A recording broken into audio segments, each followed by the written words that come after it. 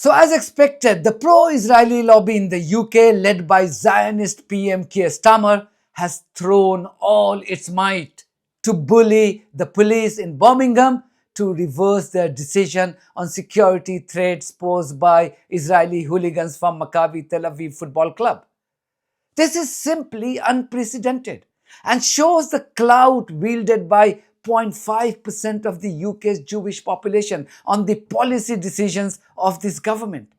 According to this BBC reporter, as many as 3 ministries, yes, 3 ministries have been devoting all their time since last night to only make sure that the self-entitled Israeli thugs are allowed to visit Birmingham to repeat their thuggery that they showcased in Amsterdam last year. Well, 3 government departments are involved in those discussions, Matthew. The Home Office, the Culture Secretary Lisa Nandy and the Community Secretary Steve Reid have all been talking to their relevant counterparts. Steve Reid to the local authority, the Home Office to the police, and Lisa Nandy in her role overseeing sport too. So there is a huge weight being thrown behind this effort, really, to persuade the Safety Action Group to change its mind, even though Downing Street are keen to stress that it is an operational matter and they respect that. They are obviously adding huge pressure on the Safety Advisory Group to change its mind. Now, that recommendation from the police that it would be a high-risk policing occasion has clearly influenced that decision. This is the priority of 3 key ministries of the UK government. This tells you everything about the future direction of this country and the progress of this country. What's been truly shocking is the stand taken by the Liberal Democrats leader. Its leader, Ed Davey, too, has linked the decision taken by the West Midlands police to anti-Semitism. Now, this is insane to say the least. West Midlands police must reverse their decision as soon as possible. It's completely wrong to tackle anti-Semitism by banning its victims. Hope Davey realizes the damage this would cause to his political fortune in time to come. If he too is going to sound like the Temu version of Zionist Starmer and Kemi Badenoch, he's clearly ceasing to be an alternative to the pro-fascist voices. This is bound to come to haunt him at some point in time. Isn't it simply atrocious that 2 independent bodies, namely the Safety Advisory Group and the police force in Birmingham, are being bullied into changing their operational decisions despite there being serious threats to public order and people's lives and property in the area? If you don't trust these bodies, why have them in the first place? Just because a tiny minority of Zionists who occupy power in this country don't want Israeli hooligans banned? And when people call it Jewish supremacy, the same people would cry anti-Semitism. I'm going to play an audio from this morning's broadcast on BBC Radio 5 Live's Breakfast Show. This would give people like Starmer, Badenoch and Davey a reality check on the public mood in the UK. Have a listen to it. Let's get some text then. Loads in reaction to the conversation we just had with Simon Johnson about this decision from the Safety Advisory Group to ban fans of the Israeli football club Maccabi Tel Aviv from attending the match against Aston Villa next month. Here, the decision has not been made because of race or religion. It's been made for public safety for all fans. Far-right ultra-hooligans are well known to be associated with the Israeli club. Police will have intel about counter-fans.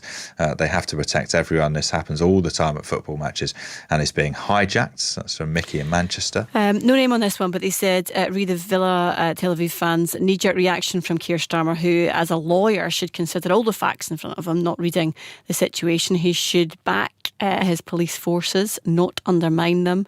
As for Kemi Badenoch, it's just opportunism from her, trying to be relevant. Same applies. Back and respect the police. Stop trying to undermine them. Both politicians pandering to the right, trying to appease Farage and reform. One here, only an idiot would think bringing hardcore Israel fans into an area with a large local Muslim community is a good idea with the current Middle East situation. It's a smart decision, and the only people angry are the usual tiny minority of very loud pro-Israel voices. This is a really interesting one as well, and a point that I guess has to be considered. Policing outside a stadium is not paid for by the actual football club itself. It would mean a huge cost involved to the local community for getting fans in and out the ground. Why should the police have to spend extra on a private sporting event?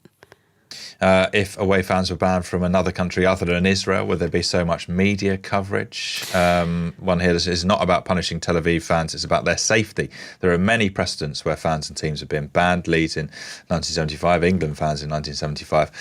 Maccabi Tel Aviv fans' behaviour in Amsterdam was appalling. If someone dies or is badly injured, these people saying this decision is wrong would be pointing the finger at the police and the safety advisory group. Talking about Radio 5 Live's breakfast show, its presenter Rick Edwards was once again amazing while interviewing this chap from the Jewish Council in UK who tried his best to conflate the ban on Israeli hooligans with anti-Semitism. This is how a journalist should conduct an interview. Be factual and firm with your counter questions. Do you accept that the police decision, the decision of the safety advisory group, boils down to they want to keep everyone safe? That is the motivation here. And if they don't believe, I know you've described a way in which you think it could be done safely, if they don't believe that they can keep people safe, then you would rather that they made this decision than allow something awful to happen, wouldn't you?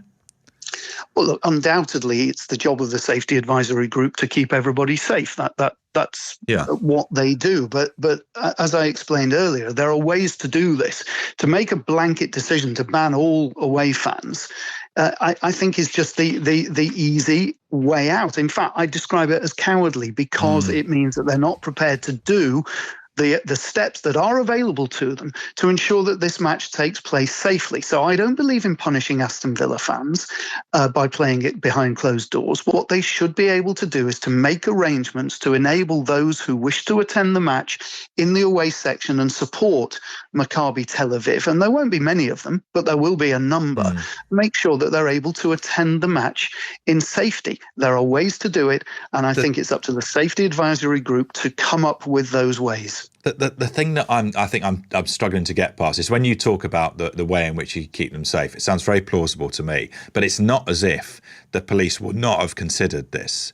That they've, as you point out, they do it quite routinely. So if they have considered it and decided it is not a good option, they must know more than we do about the situation. Surely. All right, so let's speculate with you, Rick. Let's say that they have intelligence. What intelligence do they have? I believe that intelligence is probably that there are people within the UK and potentially in the Birmingham area who wish to commit acts of violence against the fans of Maccabi Tel Aviv. What you therefore have by this decision is that you are punishing those being threatened. As you've said, this is just speculation, Simon. Like we do not know. It's not unreasonable speculation, but we don't know. Well. But I well. don't think it's a speculation to say that the police will have considered these options that you're talking about. Surely. They have those options in front of them, and I don't understand why they've not taken them.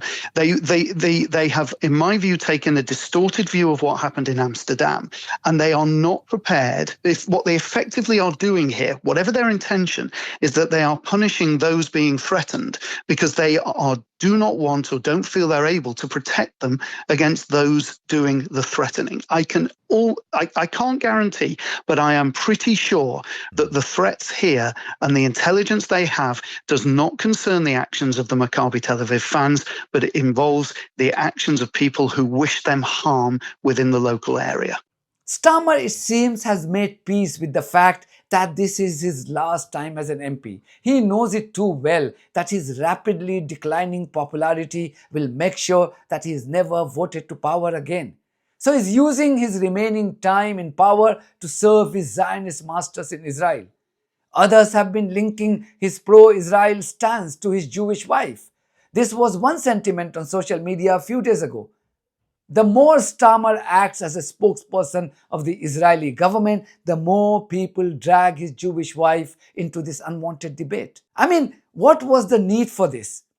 Is it the first time that law enforcing agencies have decided to exclude a group of violent thugs from a football match? Local MP Ayub Khan believes that Maccabi shouldn't even be playing in the Europa League because of the Holocaust committed by Israel in Gaza. Keir Starmer, the Prime Minister, said the decision's wrong. He said, "We won't tolerate anti-Semitism on our streets." You welcomed the decision. Who's right? Well, he's clearly wrong. Nobody should tolerate anti-Semitism. That's a position which is consistent across the whole House of Commons. For example, every parliamentarian will stick with that statement. We all condemned what happened in Manchester. That was clearly anti-Semitic, but we cannot conflate anti-Semitism when we look at what some of these fans did in Amsterdam in 2024. The vile chants of racism and hatred, the chants that there are no schools left in Gaza because there are no children left in Gaza. We're talking about violent fans, and I think the Prime Minister should stay out of operational matters. That's not a matter for him sitting in number 10 Downing Street. It's a matter for the local police teams here in Birmingham to make an assessment. And of course, we must ensure that it's not just residents that are protected and are safe, but fans and players, and including the staff. There's two distinct issues. One is the safety aspect, and I've made my position very clear that if the police in West Midlands finds it challenging because they simply do not have the resources to ensure safety, then that's one aspect. The second aspect is one of as I say, a moral argument that Maccabi Tel Aviv football club should not even be playing within this international competition. But the Maccabi Tel Aviv fans don't speak for the government of Israel, do they? Well, they don't. So isn't it anti-Semitic to suggest they do? Absolutely not, and therein lies the conflation. We jump to the issue of anti-Semitism. I mean, for example, the West Midlands police are being labelled as anti-Semitic when you look at the social media. They're doomed if they do, and doomed if they don't. So you're saying the Prime Minister's got it wrong when he says we won't tolerate anti-Semitism on our streets. You're saying he's conflating two issues. Absolutely. I mean, you should look at the video footages that came out of Amsterdam. I mean, Amsterdam Council has decided to ban the sports club from participating in the future. I mean, we're talking about some very, very vile fans in that club.